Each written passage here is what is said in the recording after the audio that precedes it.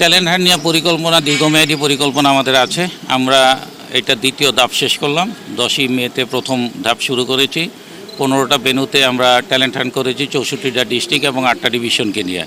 সেখান থেকে আমরা 630 জন সাঁতারু বের করে এনেছি। 630 জনকে আবার এখানে আমরা 2 সপ্তাহের জন্য প্রতিটা গ্রুপে 100 জন করে দিয়ে প্র্যাকটিস করিয়েছি এবং এখানে আমাদের ক্যাম্পাসে রেখে তাদের থাকা খাওয়া সব কিছু নিয়ে আমরা আমাদের কোচদের মাধ্যমে তাদেরকে ট্যালেন্ট করার চেষ্টা করেছি। তো ইতিমধ্যে আমরা সেই পর্বটি শেষ করেছি। আজকে সেই পর্বের সমাপনী অধ্যায় ছিল।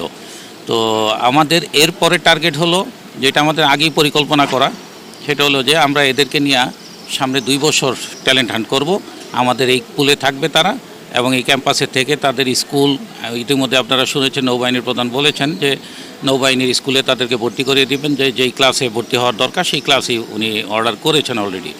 তো এদেরকে আমরা জাতীয় পর্যায়ে তো আসি, আমরা আন্তর্জাতিক মানের সাঁতারু তৈরি করতে চাই, যাতে আমরা সাব গেমসকে পেরিয়ে অন্তত এশিয়ান গেমসে আমরা টার্গেট করতে পারি।